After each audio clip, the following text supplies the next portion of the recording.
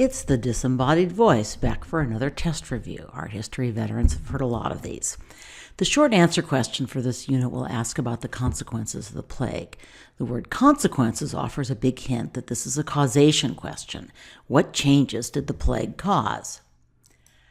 The plague's a hot topic for the College Board. Here are some stimulus prompts that have shown up recently, and I think mostly appear in your stimulus package. And here are some other College Board prompts about diseases. The Justinian plague that pretty much ensured that Justinian's successors would be unable to hang on to the Western Roman Empire that his generals had reconquered.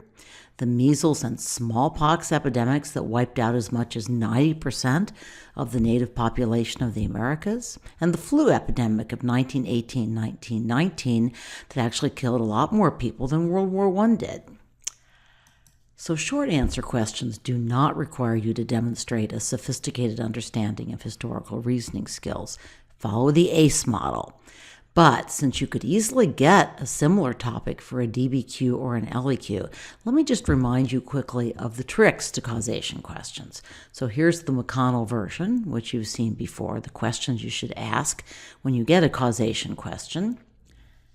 Here's a quick summary of common causation errors. And here's the wordier College Board version with my underlines.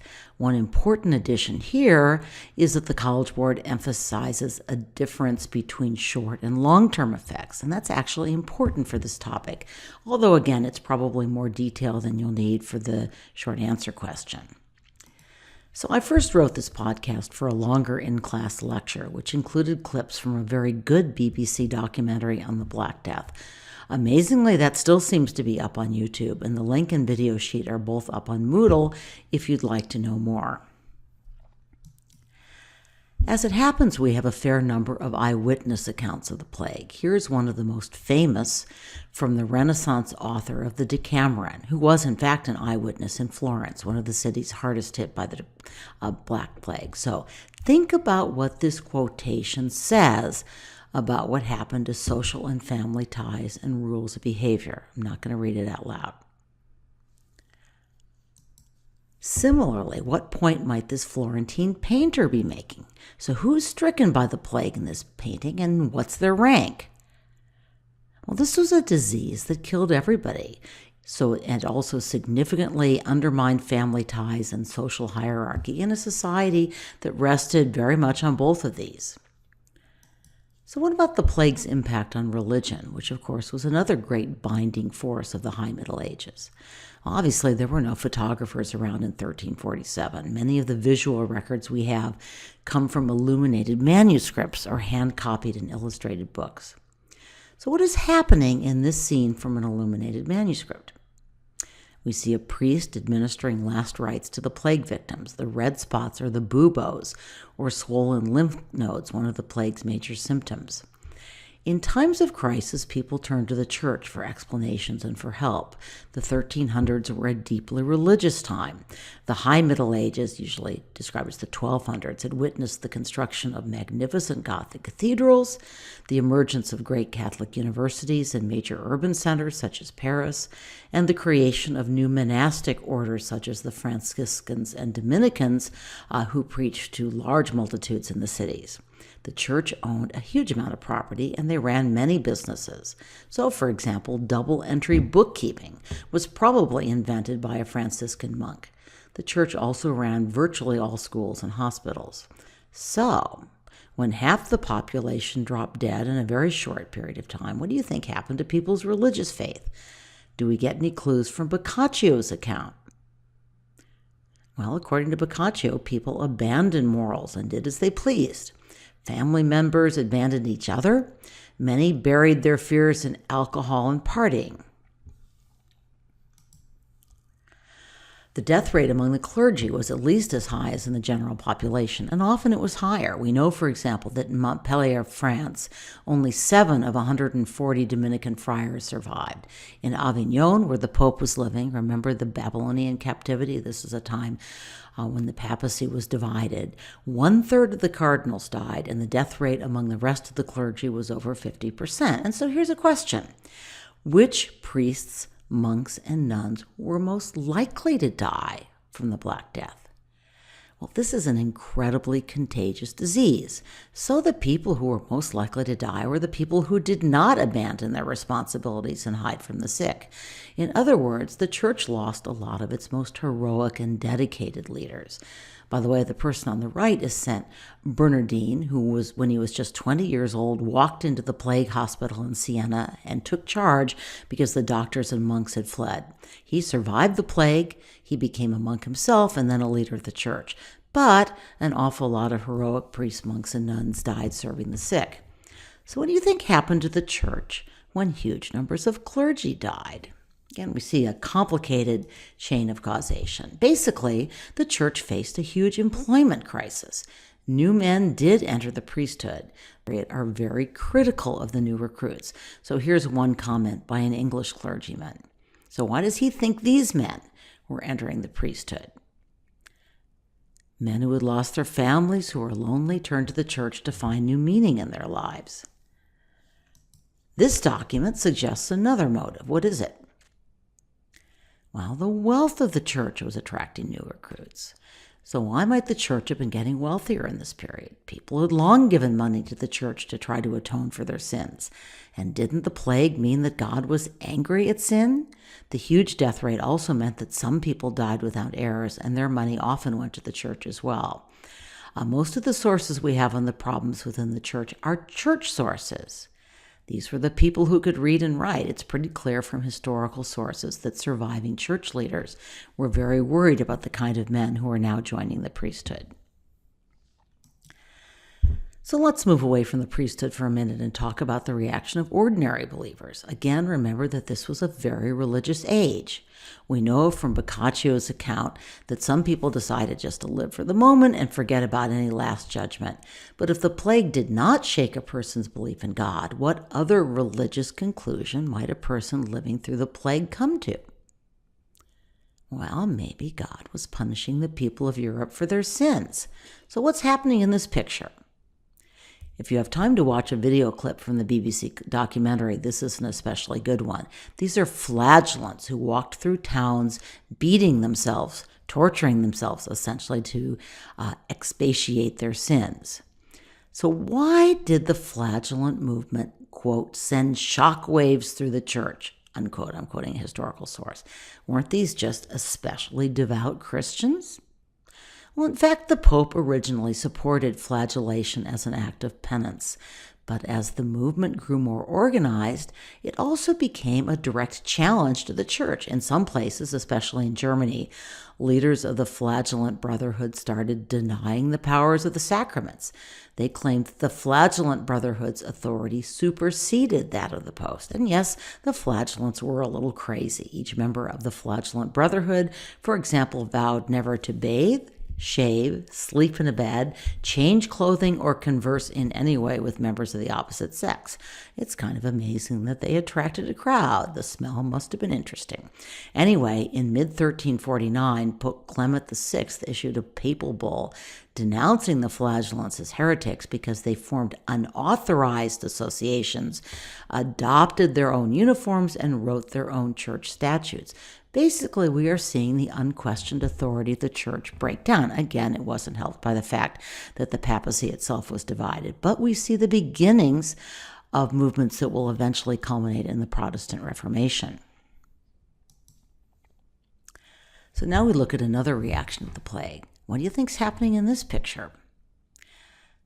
The video includes an eyewitness account of a Jewish woman being, quote, put to the question, unquote. As you might guess, that means tortured. And of course, it wasn't just reserved for Jews. Confession did not usually save the person confessing, but it might replace the torture with a faster death. It seems pretty clear from a lot of historical evidence at the time that the plague stirred up anti-Jewish sentiments. People were frightened, and it was easier to believe that some evil persons were causing the plague than to see it as a calamity that could neither be explained nor stopped. Evil persons, at least, you could find and punish. But, and this is one of these are there other causes questions, were fear and prejudice the only reason that there was an uptick in the torture and murder of Jews? Is there another reason? Why else might they have been singled out for punishment? Again, remember, you want to look for other possible causes. So here's a list of just some of the actions that English and French kings took against Jews in the century before the plague hit Europe in 1347. So what might have been their motives? Again, if you have time, the next video clip suggests an answer. European Christians were suspicious, yes, of people who did not accept their religion, and many probably really did believe that Jews were poisoning wells or feasting on Christian babies or calling up Satan to bring on the plague. But there was also something else going on. At this time, the church did not permit Christians to lend money at interest, which was called the sin of usury. People, however, still needed to borrow money when they got into financial trouble, or they wanted to invest in land or a business, or they needed money to go on a crusade. So they turned to the Jews, whose religion did not forbid money lending. In most European countries, moreover, it was illegal for Jews to own land. So in a highly agricultural economy, the Jews did not have a lot of choices about professions, and many went into money lending, or what we would today call banking. Now, a good argument can be made that the persecution of the Jews were motivated by greed as well as fear and superstition. And by the way, there's no reason why both of these explanations can't be right. Remember, the College Board worries about having a single simple explanation, and remember the single cause fallacy? At any rate, nobles and kings borrowed especially heavily from the Jews when they wanted to go on crusades. Killing or expelling the Jews was a rather easy and convenient way to get out of paying back. By the way, another profession that many Jews entered was medicine. Although Jews made up less than 1% of the overall population of Europe and only 5 to 8% of the population in large cities, they were disproportionately educated and literate. Documents from the time suggest that 50% or more of doctors in many major cities were Jewish. We know, for example, that in the late 1200s, Pope Nicholas IV's doctor was Jewish. So what would you guess happened to Jewish doctors during the plague? Well, a lot of them died, and of course a lot of them came under suspicion. Note the church did not support these massacres. Clement VI doesn't show up on many lists of great popes. In his own words, he, quote, lived as a sinner among sinners, unquote. In other words, he loved a good party, and he spent a whole lot of money on his own pleasure. But to his credit, he did try rather hard, if without much success, to stop the persecution and killing of the Jews. But even his motives may have been complicated. This was a period when popes were having a lot of fights with kings, and it was kings rather than popes who owed money to the Jews. So maybe popes didn't want to see the kings or nobles let off easily. My point here is it's not as easy as it seems at first glance to understand why the plague led to the massacres of Jews, or even why the Pope defended the Jews. Cause and effect arguments are notoriously complicated. And by the way, if you can just indicate a little understanding of that complexity to the College Board, your essay is going to stand out in comparison with students who take a more simplistic approach to their analysis. But since we're asking you to look at causation, I'm going to move on anyway to economic changes that seem to have been caused at least partly by the plague. These are really important and will have long-term effects. You're talking about short-term versus long-term. This is an important long-term effect. So when the plague attacked Europe in the 1340s, most people were serfs, peasants who were required to stay on a specific piece of land and serve their lords for a set wage. And usually that wage was established by some kind of feudal charter. The social gap between peasants and nobles was very wide, and it was also highly regulated by law. So what does this chart suggest happened to at least some of these legal arrangements after the plague? Look at the two lines, the blue and the green line, and what they're showing. Note that real wages means what a wage will actually buy. In other words, it adjusts for changes in price. So suppose your wage was $10 an hour yesterday and an average meal cost $10. 1 hour of work would earn you 1 meal. If the price of the meal, same meal, fell to $5 and your hourly wage stayed the same at $10, your real wage, what you could buy with your money, would increase pretty substantially. And that's what that term means. It's basically adjusting for inflation. So with a decline in the number of available workers, the workers who were left could demand higher wages, and they did. How would you guess the nobility responded? They were not pleased. In 1351, Edward III of England instituted the Statute of Laborers, which made it illegal for employers to pay more than the traditional wage rate, required all laborers to accept those wages, and made it illegal for serfs to leave the land to which they were bound. In 1363, the British Parliament passed a sumptuary law, basically saying peasants have to keep looking like peasants. It restricted the quality and color of cloth that peasants and town dwellers, that is, non-nobility, could buy, and tried to limit the food they could buy to basic non-luxury items. In 1378, a wealthy landowner wrote, "Laborers of olden times were not accustomed to eat wheat bread. Their drink was water, clothing was plain gray. Then was the world of such." Well, the efforts to keep the peasants down did not work very well. They were both shattered by the plague and emboldened by the fact that there were fewer of them and they could ask for more money. So in 1381, the English peasants revolted against these laws. This is, by the way, an important political consequences. And by the way, there was a new poll tax, which was to pay for the expensive wars with France. So Wat Tyler, a peasant, led 60,000 peasants on a march to London to present a petition to the king. The petition called for abolishing serfdom. That's a radical demand. So here is a contemporary illustration of the conflict. The young English king, Richard II, courageously met with the peasants. The Lord Mayor of London ordered Tyler killed. That's what you see here. But the king persuaded the peasants to disperse. He promised to meet some of their demands. Further protests were put down by the army, and most of the promises the king chose not to keep. There was a similar peasant revolt, or Jacuerie, that is a revolt of the Jacques, or the ordinary people, in France in 1358. By the way, peasant revolts are another topic that often shows up in College Board questions. And not only in Europe, but perhaps even more in China. And interestingly, there was a major peasant revolt in China at just about the same time. China was also hard hit by the plague, and it was part of a number of different political changes that led to the downfall of the Yuan dynasty and the rise of the Ming dynasty. Anyway, back to Europe. The peasants in France were objecting to new taxes imposed by their noble landlords and the king, and this was to pay for the same wars, this time, of course, with England. It didn't help that the French kept losing battles. This was before Joan of Arc. But the peasants' defeat did not change the profound economic effects of the plague or the growing bargaining power of peasants. Let me just mention a few other economic consequences. The employment of children increased. That's what happens when there's a labor shortage. With skilled labor in short supply, women could find employment in jobs that had once been the preserve of men: smiths, tanners, carpenters, and tilers.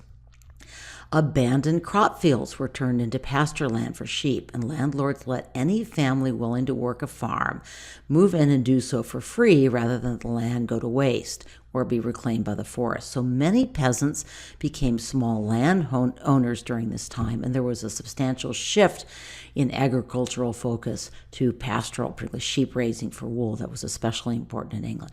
Finally, and I think I probably talked about this back in art history, in Italy, the plague helped bring about the Renaissance in kind of an odd way. With many, many people dying, newcomers inherited large fortunes. A third cousin might suddenly become rich. And one interesting effect of this was to bring new families into economic and political power. An example of this for the Medici family. And with their new wealth came a willingness to experiment, to support new kinds of artists. So in some ways, shaking up the old world did in fact help bring in the new. Let's end by leaving Europe and traveling to Asia. This is the last of your 5-part question. So the effects of the Black Death in Asia are not as well documented. We don't have as many records, or they may not have been made as available to Western scholars. But what do you notice just looking at this map about how the Black Death traveled in Asia? You should recognize those lines. On the north, we see the Silk Road, and on the south, the blue lines, we see the Indian Ocean trade routes. As the plague moved along these trade routes, it disrupted the trade and undermined the economic advances that Pax Mongolica had brought. But probably the most significant impact that the Black Death had on Asia was that it contributed to the fall of the Mongol Empire. The massive population loss, I need to change my slide, and terror caused by the plague destabilized all 4 of the Mongol Khanates. They're shown here. The Mongol ruler of the Ilkhanate Empire in the Middle East, for example, not only did he die of the disease, but all 6 of his sons died as well, or 6 of his sons died as well. So, although the Pax Mongolica had allowed increased wealth and cultural exchange through the reopening of the Silk Road, it also made it easier for this deadly contagion to spread westward from its origin in western China or eastern Central Asia. And as a result, the world's second largest empire crumbled and fell. Now, careful, there were also other causes of the fall of the Yuan dynasty. By 1382, China, most notably, had thrown off the Yuan dynasty and replaced it with the Ming dynasty, but the plague was just one of the factors that weakened Mongol rule. It did, by the way, especially weaken the military because so many soldiers died. Heavy taxation and imperial corruption were also very significant, and there was the Red Turban Revolt, a peasant revolt, which was probably not unrelated to the plague, just as peasant revolts in Europe were, but was a more immediate cause of the downfall of the Yuan dynasty and the rise of the Ming dynasty. Okay, enough cause and effect. Good luck on your exam.